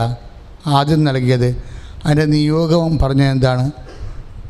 നീ കൊല്ലരുത് ആരെയും, നീ വ്യഭിചരിക്കരുത്, നീ കള്ളസാക്ഷ്യം നൽകരുത്, നീ അപ്പനെയും അമ്മയോട് സ്നേഹിക്കണം എന്നൊക്കെ ഇങ്ങനെ വളരെ സൗമ്യതയോടെ പറഞ്ഞിരിക്കുന്നത്. അപ്പനും അമ്മയും എന്തിനു വേണ്ടിയാണ്? നീ ഭൂമിയിൽ ദീർഘായുസ്സോടെ ജീവിക്കാനാണ്. അപ്പോൾ ഭൂമിയിലെ ദീർഘായുസ് പോലും കർത്താവ് ഉടമ്പടിയുമായി ബന്ധപ്പെടുത്തി വച്ചിരിക്കുകയാണ്. ഈ സഹനദാസൻ്റെ സഹനമെന്ന് പറയുന്നത് എന്താണ്? നിത്യതയാണ് നമുക്ക് ലഭിക്കുന്നത്. കർത്താവിൻ്റെ പീഡാനുഭവത്തിലൂടെ നിത്യജീവനാണ്. അതാണ് ദീർഘായുസ്. അപ്പോൾ ഈ സമയത്തിൻ്റെ സംലഭ്യത എപ്പോഴും ദൈവത്തിൻ്റെ ഒരു ദാനമാണ്. സമയവും ദൈവത്തിന് മാത്രമേ നമുക്ക് സമയം തരാൻ പറ്റത്തുള്ളൂ. അതുകൊണ്ട് കർത്താവ് ചോദിക്കും, നിങ്ങൾക്ക് ഉത്കണ്ഠ കൊണ്ട് ഒരു ആയുസിൻ്റെ 1 മുഴം കൂട്ടാനോ കുറക്കാനോ പറ്റത്തില്ല. മനുഷ്യന് സമയത്തായിട്ടൊന്നും ചെയ്യാനില്ലെന്നർത്ഥം. ചെയ്യേണ്ടത് ആരാണ്? ദൈവമാണ് ചെയ്യേണ്ടത്. അപ്പോൾ ദൈവം ചെയ്യാൻ വേണ്ടിയാണ് ദൈവത്തിൻ്റെ മക്കളാകാൻ പറയണത്. ആരെയും കൊല്ലാത്ത, ആരെയും മോഷ്ടിക്കാത്ത, കള്ളസാക്ഷ്യം ചെയ്യാത്ത, സഹോദരനെ സ്നേഹിക്കുന്ന, ദൈവത്തെ ഒന്നാമതായി എല്ലാത്തിനേക്കാളും ദൈവത്തെ സ്നേഹിക്കണം ദൈവത്തിൻ്റെ മക്കൾ. അങ്ങനെ ജീവിച്ചു കൊള്ളാവുന്നതാണ് ഈ നമ്മളോട് ദൈവം ഉടമ്പടി ചെയ്തിട്ട് നമുക്ക് തന്ന വാഗ്ദാനം. ഇപ്പം എന്നാ സംഭവിച്ചിരിക്കണത്? ഈ 53:10 വരുമ്പോൾ ഭൂമിയിൽ അതുപോലെ തന്നെ ലോകത്തിലും നിത്യതയിലും അവൻ്റെ സന്തതി പരമ്പരകളെ കണ്ട് അവൻ ദീർഘായുസ് പ്രാപിക്കും. അപ്പോൾ ദീർഘായുസ് എന്ന് പറഞ്ഞാൽ യേശു നിത്യം ജീവിക്കുമെന്ന് പറയുന്ന ആ 12-ാം അധ്യായത്തിൻ്റെ വചനങ്ങളില്ലേ, പത്രോസ് ചോദിക്കുന്നില്ലേ, യേശു എന്നും ജീവിക്കുമെന്നല്ലേ, ക്രിസ്തു എന്നും ജീവിക്കുമെന്നല്ലേ പറയണത്. അതായത് ക്രിസ്തുവിൻ്റെ ഉയർപ്പിൻ്റെ മഹത്വം ഉൾപ്പെടെയാണ് സഹനദാസന് ദൈവം കൊടുക്കുന്ന വാഗ്ദാനം. അപ്പോൾ ഉയർപ്പിനെ ഓർത്തുകൊണ്ട് ക്രിസ്തു സന്തോഷിച്ചുകൊണ്ടാണ് പീഡാനുഭവത്തിലേക്ക് വരണത്. ഇനി ഓരോ സഹനം സഹിക്കുന്ന ആൾക്കാരും ക്രിസ്തുവിനെ മുൻനിർത്തിയാണ് ആ സഹനം സഹിക്കണമെന്നുണ്ടെങ്കിൽ നമ്മുടെ പീഡാനുഭവങ്ങൾ നമുക്ക് നിത്യ ബഹുമതിയാണ് നൽകണത്. ഇതാണ് വിശ്വാസം നമുക്ക് നൽകുന്ന കാതലെന്ന് പറയണത്. പ്രാർത്ഥിക്കുക. കർത്താവായ ദൈവമേ, എൻ്റെ ജീവിതത്തിലെ എന്ത് പീഡാനുഭവമായാലും അതെല്ലാം അങ്ങയുടെ പീഡാനുഭവത്തോടെ ചേർത്ത് വെക്കാനുള്ള അവസരമാണെന്ന്, അങ്ങനെ ചേർത്ത് വെച്ചാൽ, അങ്ങയോടുകൂടെ സഹിച്ചാൽ, അങ്ങയോടുകൂടെ നിത്യായുസ് പ്രാപിക്കുമെന്നുള്ള വലിയ പ്രത്യാശ ഞങ്ങളെ നിരാശരാക്കുന്നില്ല. ഞങ്ങൾ ചിന്തിരിക്കുന്ന പരിശുദ്ധാത്മാവിനാൽ സഹനങ്ങളിലൂടെ റോമ 5:5 അനുസരിച്ചുകൊണ്ട് ദൈവത്തിന്റെ സ്നേഹമെന്തെന്ന് ഞങ്ങൾ അറിയുവാൻ ഞങ്ങളുടെ അനുഭവങ്ങളെ പരിശുദ്ധാത്മാവിനാൽ അങ്ങ് നിറക്കണമേ.